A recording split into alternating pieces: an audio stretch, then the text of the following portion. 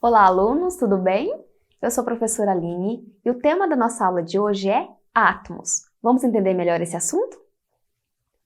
Mas afinal, do que é feita a matéria? Quando você pensa num pedaço de madeira, se eu pudesse dividi-lo ele infinitas vezes, até que ponto que eu conseguiria chegar? Qual seria a menor estrutura? Vamos relembrar que matéria é tudo aquilo que ocupa lugar, ou seja, volume, e tem peso. Quando você vai em uma farmácia, você sobe na balança. É natural que nós falamos que, olha, eu tenho tanto peso, eu peso tanto. Mas, na verdade, aquilo que aparece na balança é a nossa massa. A massa é a quantidade de matéria que um produto possui. O peso é uma força. Então, para calcular essa força, eu teria que multiplicar a massa vezes a aceleração da gravidade da Terra. A aceleração da gravidade da Terra, ela é arredondada para o número 10. Vamos ver um exemplo? Uma pessoa possui 46 quilos de massa.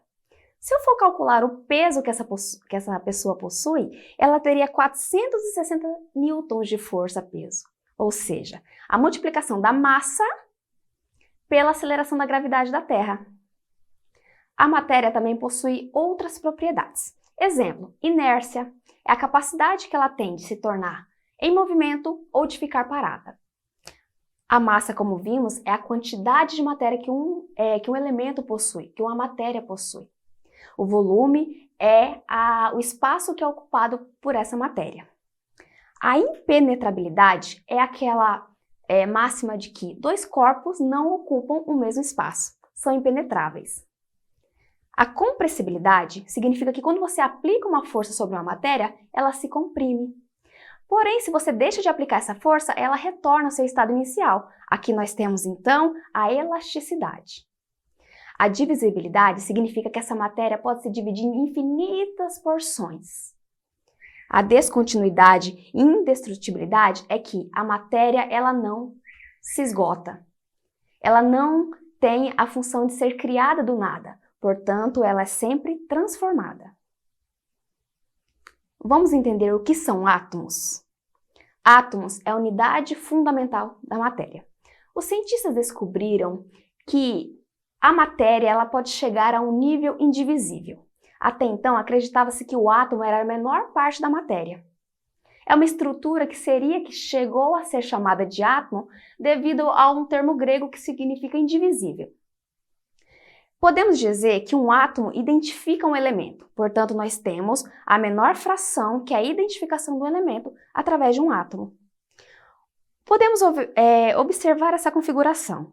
Nós temos um núcleo com algumas unidades e em volta as unidades de outro tipo. Vamos entender melhor qual é a estrutura do átomo? O átomo ele possui um núcleo com cargas positivas, que são chamadas prótons, e cargas neutras, que são chamadas nêutrons. Em volta desse núcleo, nós temos a eletrosfera, que é a carga negativa do átomo. Se eu somo a quantidade positiva com os nêutrons, eu tenho a massa atômica. Quando eu observo apenas a carga positiva, eu digo que é o número atômico do átomo. Por exemplo, você tem o seu RG de identificação. O que identifica o átomo é a quantidade de prótons que ele tem no núcleo. Exemplo, oxigênio, número atômico 8. Esse elemento possui 8 prótons. Portanto, o único elemento que possui o número atômico 8, que possui 8 prótons, é o oxigênio. A eletrosfera, portanto, é a quantidade de elétrons que nós temos. Numa situação em que um átomo é neutro, nós temos sempre a mesma quantidade de prótons e elétrons. Mas vamos ver como que é a representação desse elemento? Observe aqui a imagem. Nós temos o elemento X. Acima dele é o número de massa. Como nós aprendemos, a massa é a soma dos prótons com os nêutrons. Abaixo nós temos o número atômico. O número atômico é a quantidade de prótons, carga positiva, lembra? Que identifica esse elemento. Como exemplo aqui nós temos o carbono. O carbono ele é representado pela letra C. Ele possui número de massa 12 e número atômico 6. Então, se a massa dele é 12 e o número de prótons é 6, significa que ele também tem 6 nêutrons. Porque se eu for somar os prótons e os nêutrons, eu tenho a massa.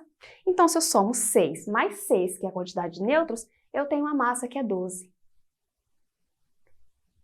Como eu disse para você, numa situação em que o átomo é considerado neutro, ele tem a mesma quantidade de prótons e a quantidade de elétrons. Porém, há situações em que esse átomo pode ganhar elétrons, que é a carga negativa, e pode perder elétrons. Se ele perde elétrons, ele fica positivo.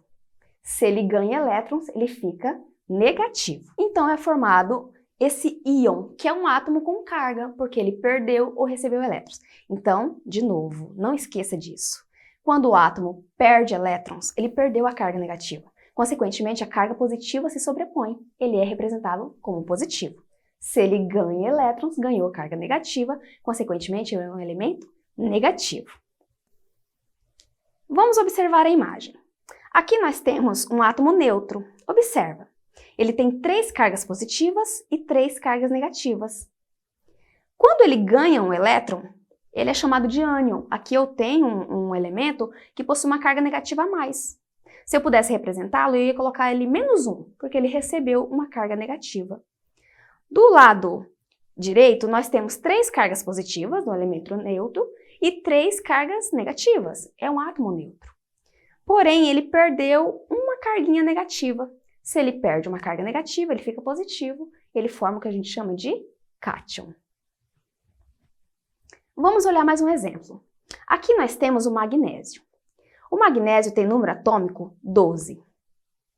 Ou seja, ele tem 12 cargas positivas e 12 cargas negativas, porque ele é neutro. Com a formação de um cátion, 2+, significa que ele perde 2 elétrons. Perdeu 2 cargas negativas, portanto ele fica positivo. Quantos elétrons ele perdeu? 2. Então nós temos aqui uma carga que é magnésio 2+, porque ele perdeu 2 elétrons, tá ok? Vamos olhar o oxigênio no exemplo do lado? O oxigênio tem número atômico 8. 8 prótons e 8 elétrons. 8 cargas positivas, 8 cargas negativas. Se ele recebe 2 elétrons, aqui nós temos a representação como 2-, porque ele recebeu 2 cargas negativas, ele fica com 10 elétrons. O elemento químico magnésio, de número atômico 12, é um micronutriente indispensável para a realização da fotossíntese, sob a forma de íons Mg2+. Pergunta: pode-se afirmar que o número de prótons e elétrons presentes no íon magnésio são... Aqui nós temos, lembra? Número atômico 12. Então, a quantidade de prótons se mantém 12, porém ele está com carga positiva mais 2. O que significa isso? Que ele perdeu 2 cargas negativas. Consequentemente, esse elemento vai ter número de prótons 12 e número de elétrons 10. Essa foi a nossa aula sobre átomos. Eu espero que você tenha gostado e até uma próxima.